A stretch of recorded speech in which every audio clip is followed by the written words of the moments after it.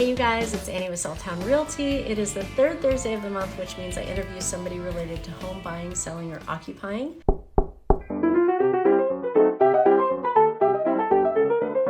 There he is. Hey, I think we got it. We made it work. Yay. So this is my friend Elier. He is an incredibly talented contractor in town. I met you, I want to say it's about 2 years ago. He came into the office to kind of like talk about his work and what he does. And at that time, anyone who knows me well knows that Reed Rombo has always been, Nomad Construction has always been my go-to guy. As Reed has started to scale, he's able to take on more jobs and things like that. But even as is, he's really far out. And anybody who is friends with a contractor knows that after a while, they get to be where they're like a year, year and a half, 2 years out. That's just kind of an inevitability. So I was in the need of meeting somebody who maybe, was able to step in on a shorter term timeline. So we had a great conversation in the office that day. And then I had some clients reach out who wanted to do a big remodel in their house.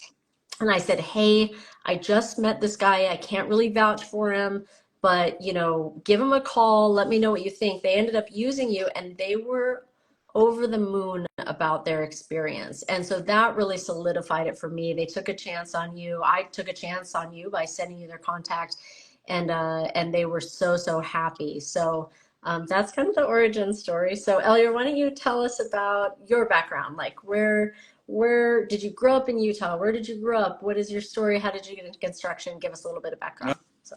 Oh man, that would take a long time, but I've been at this in the US alone for 3 decades trying, get into where I'm at today. But I think it all started back when I was in Costa Rica still as a little kid. I was about 7 years old. My father was a mason carpenter, master mason carpenter, and going to the university to become a teacher, getting his degree to become a teacher and whatnot, but still doing that as the main way of life, main way of living. And I remember we had him and my uncles and some friends, I guess, had rebuilt our home from just a wooden shed, basically, to a CMU or concrete walls and wood partitions, the whole exterior. Third world countries, if you've ever been or seen photos, a lot of the construction, better construction, is all made from cinder blocks on the exterior walls and foundations and things like that. So at this point, I'm about 7. They did that when I was a whole lot smaller, but at this point, about 7 years of age or so, they decided they wanted to add to the house. So my job was to chisel the column, basically, that held the main floor from the basement area, because the house was on a hill. And my job was to chisel that concrete and expose all the rebar, so the new addition could attach the rebar to the existing rebar and they could put a concrete floor and extend the house. I tell you, I don't know how I have any fingers left. 7 years of age, don't know what you're doing with a hammer, bleeding everywhere, swollen fingers, cuts everywhere. But I just remember the accomplishment that I felt at the end of each day when I saw how much I got done. Yeah. And how important it was, and all that I was learning.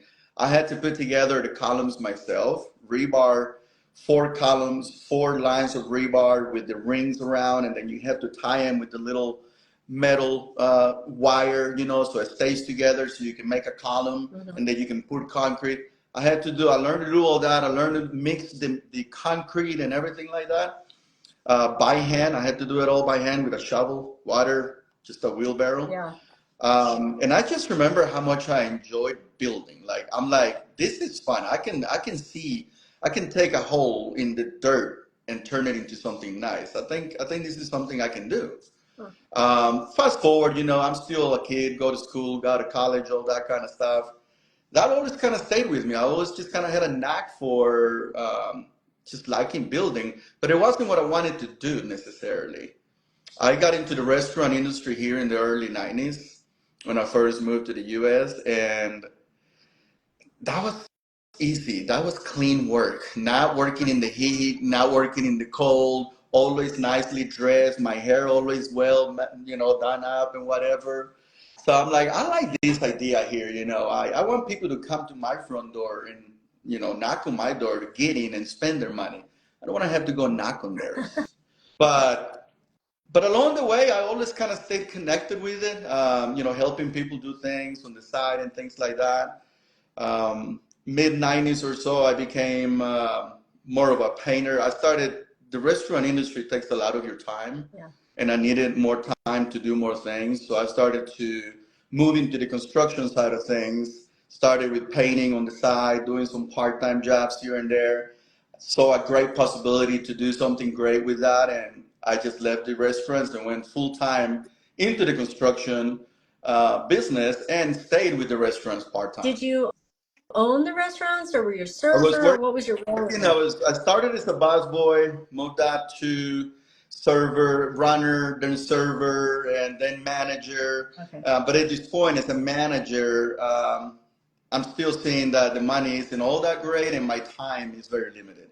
Yeah. I need to have more time and diversify. So, having been that I was still doing some painting here and there and getting some contracts of my own, I'm like, I'm just gonna go into that full time. I can make a lot more money with that than spending 18-hour days in this building, Yeah. working for someone else. Yeah. And the next time I do, I'm gonna do it for myself. I'm gonna open my own restaurant, Right. which I ended up doing in 2005. After I left, I think it was about 1998 when I left the restaurant industry for good.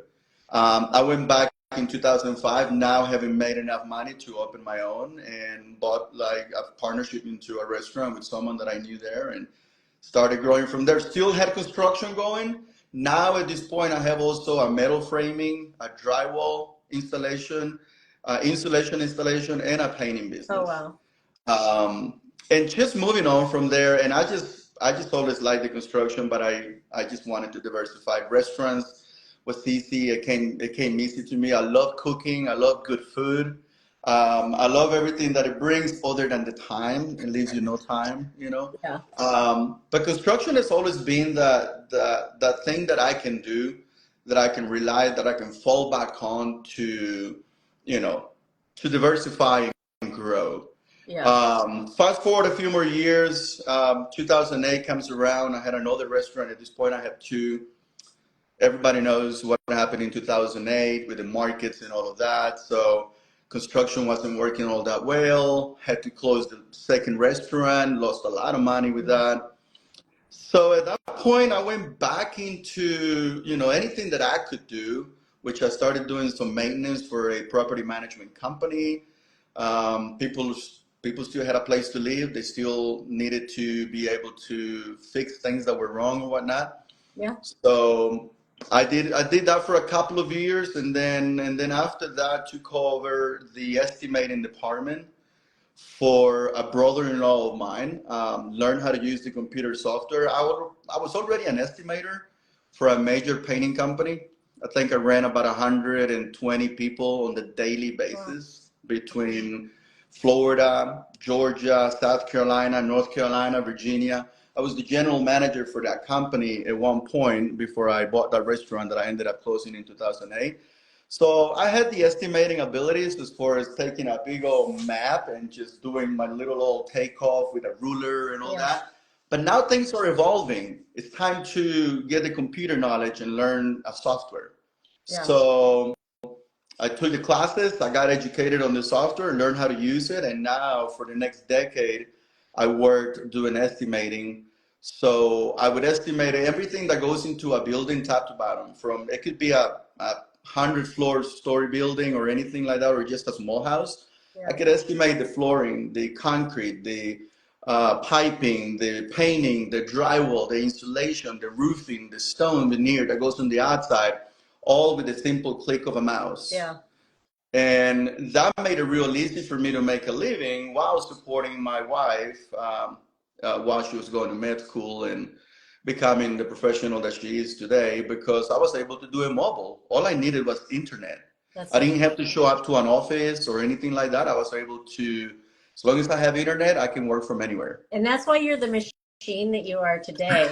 Like, one of the things that Elier can do is, like, he shows up to his site and he'll be like, I bet it's going to be like this much per square foot. And just the other day, you were looking at a job and you were like, hi, I don't know if we're doing right on numbers here. And he asked me, to look into like what do properties sell with this square footage, etc. And I looked at it and your numbers were spot on, and you're like, ah, that's exactly what I said, without even having the data in mind. You Yeah. like already knew that. What was that? You What know, top like another thing is that like while I was working part time on with the restaurants and more full time on my things, I was also learning as a project manager and a superintendent for commercial and residential contractors how to run the jobs. Yeah. So I went to learn how to lay the pipe with the plumbers, you know, pull the wire with the Yeah. electricians. Yeah.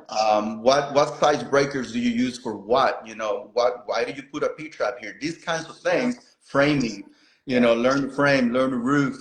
I was already the best painter anyone knew, but I needed to know everything else so that Yeah. I could build those houses on my Yeah. own. So having the knowledge of knowing how to build them now, 20 years later, and spending a decade behind the computer also estimating, I'm able to look at it and pretty much tell you what it's supposed to cost you to get it done. Yeah. Sometimes people still till these days are getting the sticker shock, but once I give them the breakdown, I'm like, listen, it's gonna be $800 for the vanity. It's gonna be $200 for the mirror, 180 for the faucet. Yeah. The tile is gonna cost you $8,000 between the shower and the floor. Yeah. And the glass enclosure is gonna be $1,600. How do you expect to get that little bathroom done for 10,000? Yeah. I haven't made a penny yet. And then they go, well, I guess, yeah, that makes sense. I didn't know. I'm like, yeah, but I do. Because I pay for every single receipt or every single order for materials. I pay for Yeah. every nail that goes in every wall and every hour of labor that goes into every job. I Yeah. pay it. Not my accountant, not my secretary, which I don't have. All me. I do it all myself. I pay the credit card bill at the end of the month. I know exactly how much every job takes to get done. Yeah. So when I look at it, I tell you, I think it's going to take this much to get that done. You can rest assured I'm not pulling that out of my left ear. Yeah. Yeah.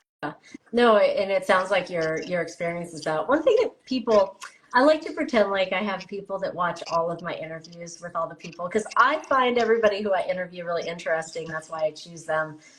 But so if there's anybody out there who's like a big fan who watches all of my interviews, one thing that you might not know is that like I don't know the answers to these questions beforehand. Like I have a feeling that people think like, oh, I already know all this stuff, but I love doing these interviews because I feel like I learned so much about you. And I did know your background and like, you know, the computer stuff and putting together the numbers and that sort of stuff, but I'm learning a lot as I go. So that's just fun for me. Just wanted to get out there.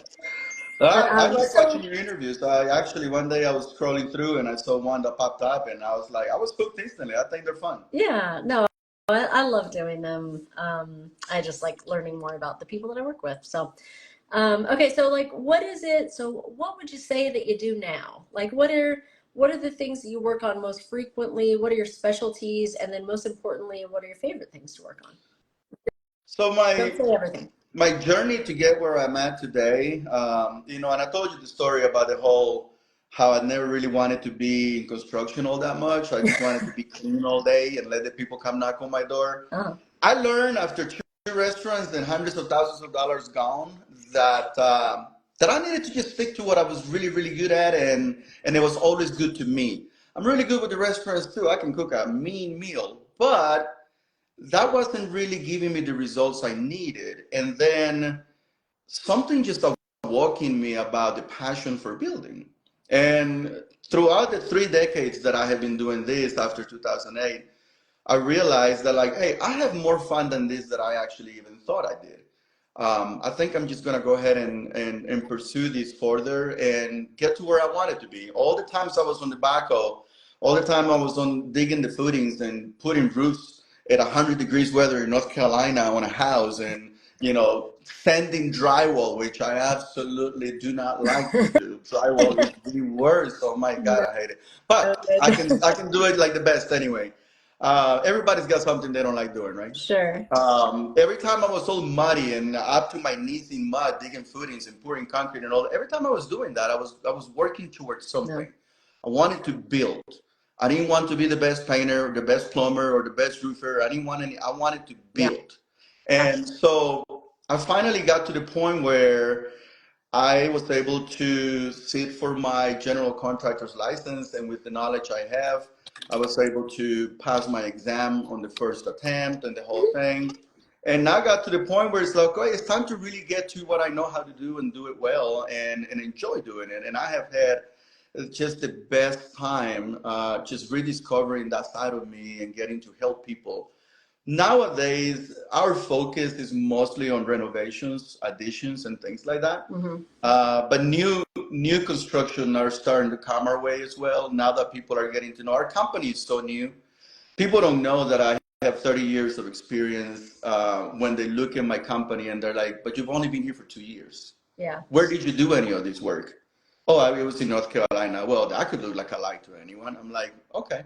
But then when they see my work and they read my reviews and they meet me and I talk with them about what I know that I can do and show them what I have done, they it builds the trust with them, right? So now that people are seeing more and more what we're able to do, custom home builds are starting to now come our way, and we even have a commercial building that we're working with one of the agents from the agency that we're working really hard to put together.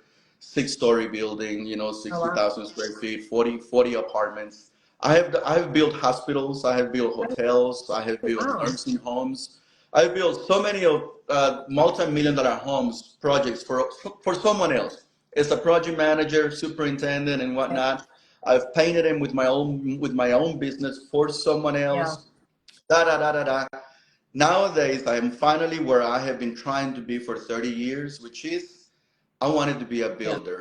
I'm a builder today. Yeah. So we started somewhere. We had to start somewhere. That beautiful renovation that we did for those clients that you sent me, I will forever be grateful to you and to them. They trusted us. It was a master bathroom renovation that ended up turning into an over $100,000 renovation with a gorgeous Oh, master bathroom that is a wow. master bedroom, master walk-in closet, just a complete transformation of about 70% of their home Yeah. and using the same exact space. Yeah. And that really opened up the eyes of anyone who had any doubts. They're like, when they see the work that we did, the befores and afters, Yeah. it's like, wait a minute, these people can do this? I can't believe We want to talk to I people. still haven't seen it with my own eyes, which makes me so mad. I need to reach out to them and go by and see You the should go by place. the house and I know. see it, but you can also go to my website and you can see the before Oh, and afters. there we go. There we Yeah, go. they're pretty cool. And from there, it just kind of grew.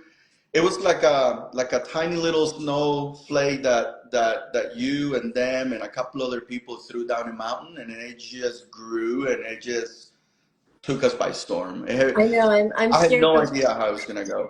the Yeah. way that I said early on that like any contractor ends up being, 2 years out on a project. I'm like, that's gonna be you someday. I gotta get all the things I need. Ellier's building an ADU for me, in the process of building an ADU right now. We're still in the paperwork phase.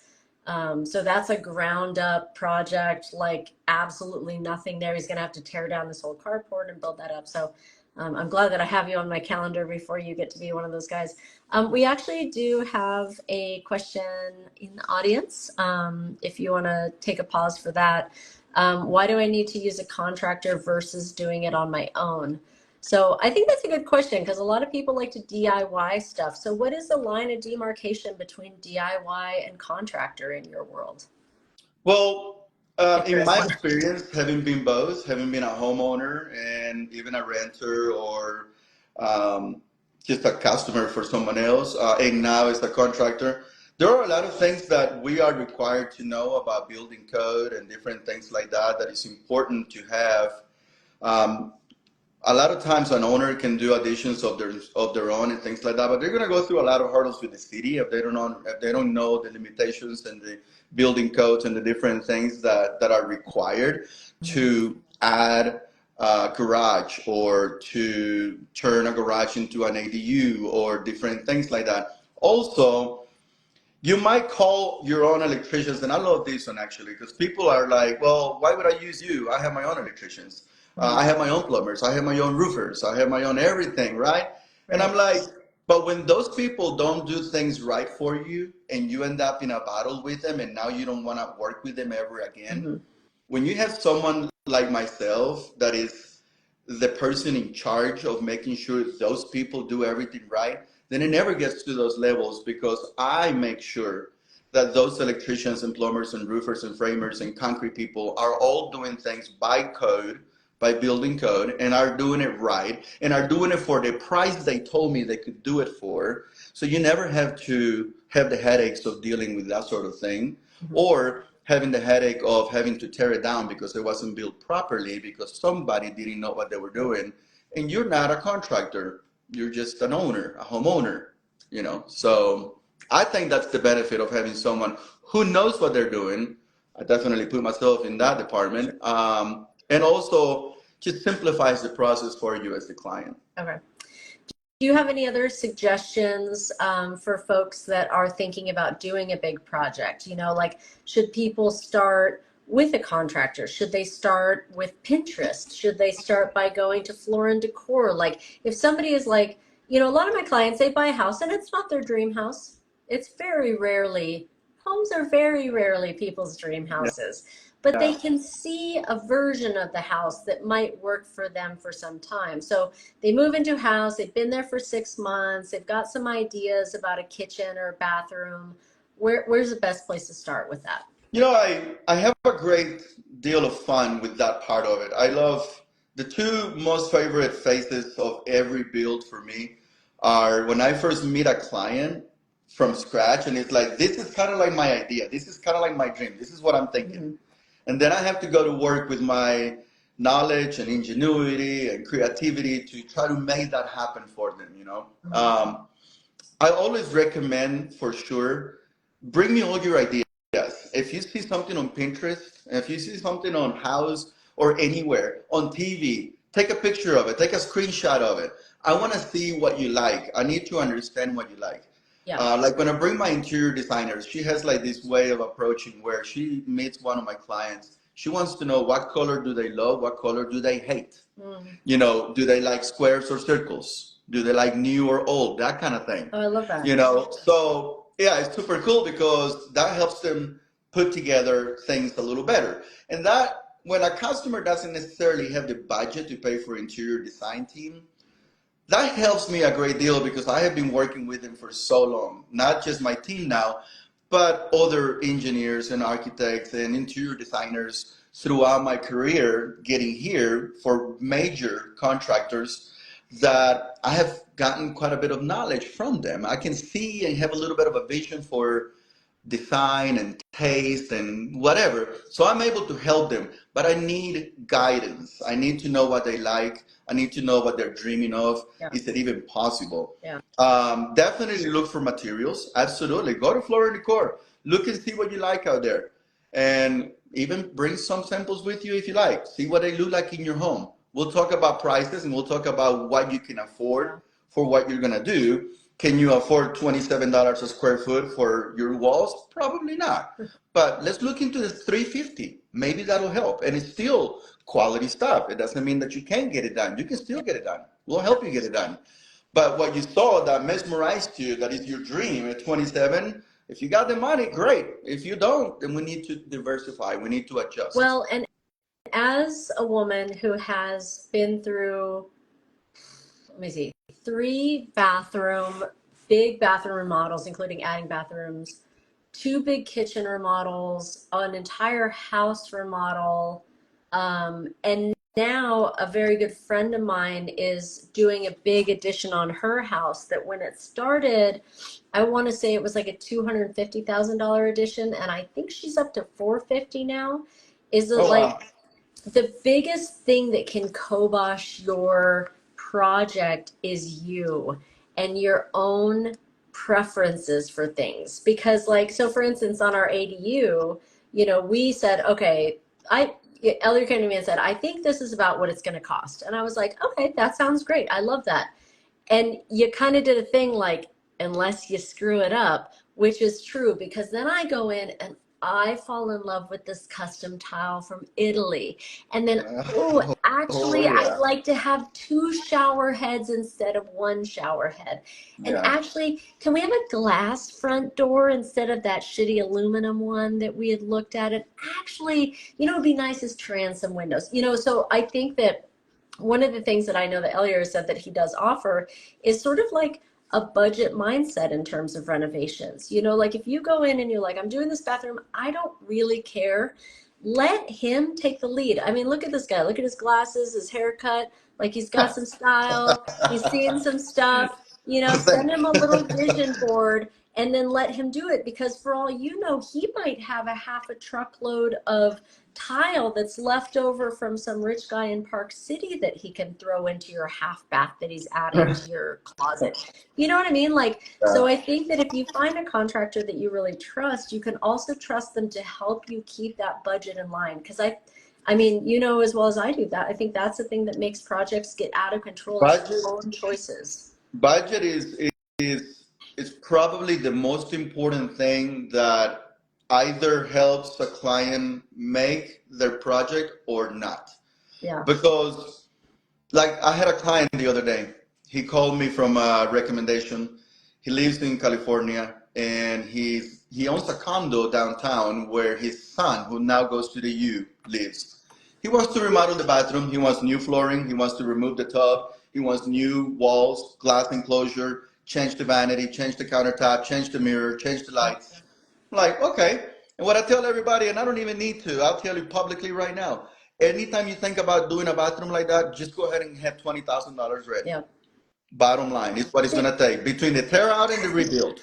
Done. See, I'm starting to feel pretty like about my own, like the way that you said that you've gotten so good at estimating costs for things. I feel like in real estate, because I've done so many things and I've watched clients do so many things, I can look at a roof and come within $2,000 of what my roofer ends up saying it's going to cost. A bathroom, same. I'm always like, a new bathroom, $20K, Yep. no questions asked. Easy. I'm like, and Well, the guy, you'll get a guy who says he can do it for 12 and he's a liar. no. For sure. And the guy literally tells me, he's like, well, somebody looked at it before and I have only saved 10,000. I'm like, Yeah. well, then you can only do this. Yeah. Or you can call that guy back. Well, he's not in business anymore. I'm like, maybe there's a reason. Yeah. Yeah. So, you know, it's one of those things where, you know, people just have an idea of what they think they want. Yeah. And then they maybe call the wrong person. And that's another thing that I would say, like my advice to anyone trying to make a renovation, ask the questions. Call the person and literally look him up on Apple. It's public information. Does this guy have a contractor's license? Is he a general contractor, Yeah. or is he someone who just went and got a license and doesn't know? Ask them questions. Ask them, does the toilet need a P-trap? If the answer is nothing less, if the answer is more like, oh, I don't know, let me look it up. Or, oh, maybe, or you know what, nobody's ever asked me that question. Fire him immediately. That person doesn't know what they're doing, okay? Yeah. Because anybody who knows building knows a toilet needs a P-trap. Yeah. Okay, what size breakers are you putting on my panel for my dryer, for my range, for my furnace? Yeah. If they cannot give you a straight answer, they don't know what they're doing. Yeah. And they might claim, I don't need to know, my electrician needs to know. But a contractor who knows what they're doing knows these things. They're simple answers. What is the difference between a king jack and a jack stud?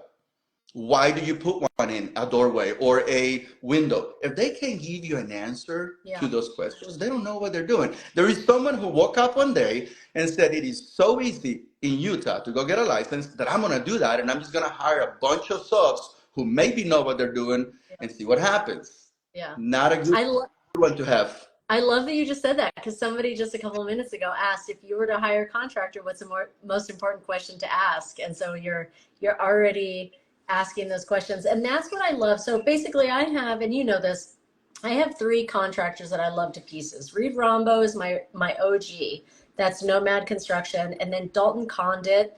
He is a super talented contractor in town, and you. And the thing that I love about all 3 of you is you get your hands dirty. Like all of you have been in the role of like doing all of the actual work.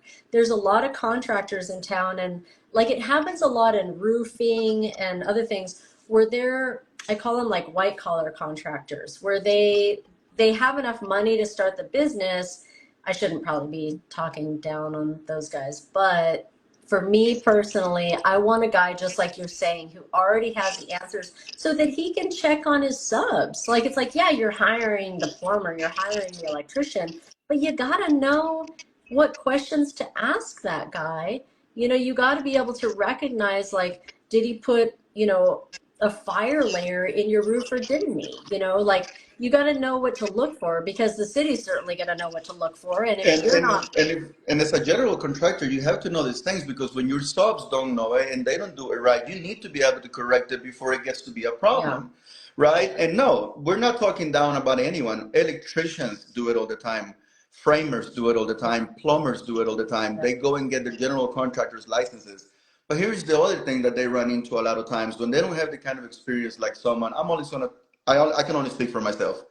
um, they don't have the skill to negotiate a deal with a person and make that person feel comfortable, yeah, or the skill to talk about what they know how to do because they're only electricians with a general contractor. They don't necessarily know about plumbing. They don't mhm, necessarily know about roofing or about framing. yeah, They know electrical work right, and they can get a general contractor's license with that. And maybe they don't understand design as well because they've never had to work with the designers. All they have to do is wire the house, yeah, right? yeah, So there are a lot of fine little points about getting someone who has really got that type of experience that makes your experience so much more enjoyable. I hear yeah, horror stories about people working with general contractors and time frames yeah, all the time. yeah. Well, we have already gone over our time a little bit. I feel like I could talk to you for another half an hour about this Oh, because it's like an important topic. But I do want to say that one thing that about Elier that I've been so impressed with is like, dude does everything. Like, legitimately, I had some clients who wanted a deck built. They were like, "Do you know a deck company?" And I was like, "I don't actually. I used to, but this guy Elier seems to like." And that deck is turned insane. I mean, out gorgeous. what's Yeah. what's the wood that they used on that thing? Do you We remember? used Ipe wood. We It brought it all is the like, way from, I think the shipment came all the way from oh Tennessee my on this one. God. It's like furniture grade deck, which I didn't Gorgeous. even know was a thing. I mean, it Yeah. is absolutely gorgeous. And there was one time where I had a listing that the outside was in terrible Oh, this condition. And siding I house. told my seller, I was like, I think you gotta wrap this thing in vinyl, man. You gotta like fix the outside of it so that we can sell it. You know, and people will take on either the inside or the outside, but they won't take on both. Once it's inside and outside, it's an investor special. And I called, and same thing. I was like, I had two siding guys and I called them and then I was like, who else do I have? I guess I'll call Elier because I just call you for everything at this point. And you had that sucker wrapped in a week and you didn't have the lowest price, but you had the medium price and you get what you pay for. I very rarely will go with the low bid on any given job. But man, you had that sucker wrapped in a week and I'm anal, man. I am like very like, and I went to that house and I was like, this is perfect. It's done good. It's done That really was good. really nice. Yeah. And so I think the point being that I think what's also nice about just having kind of a contractor in your pocket is especially one that is you, not one like you, because I don't think a lot of guys are like you. Is that I feel like I can call you for anything. Like the other day, I want to put a new front door in one of my places, and I was like, oh, I guess I got to call a door company. And I was like, shit, I'm going to call Elier and see if he can get a guy out here to put a new door in. It's So nothing yeah, they do when it comes to building. When it comes to building, building is building for yeah, me. And it's the inside and it's the outside. And people ask me all the time, like, can you do this? I'm like, I'm a builder. yeah, There is nothing about building I cannot do, yeah, literally. And I have been blessed with an amazing group of subs that work for me yeah, that I've had from day one that know the quality of work that I expect yeah, and that know how anal I am about things. I could show up on a job site and look at a stud and know where it's not level. yeah, And they know these things yeah, and they are still with me and they stay with me. yeah, They get paid on time, they get treated well, and they love their work. yeah. And that without them, we couldn't do it. But lucky for me, I have a guy for everything. Yeah, you really do. So yeah, if you're out there, you're thinking about doing a construction project, any sort of thing, I would recommend following Elier on his Instagram here. Reach out to me if you want his contact info or reach out to him. And but yeah, thank you so much for Thank doing you. this. Again, I feel Sorry, like we could I talk for wasn't another even hour, looking at but the time. I always have such a good time talking with you. yeah, yeah, likewise. So yeah, look forward to continue working with you and And you as hopefully well. somebody will reach out to you after this interview and make a good decision. So Thanks for having us. okay, cool. Thanks. Bye. Bye.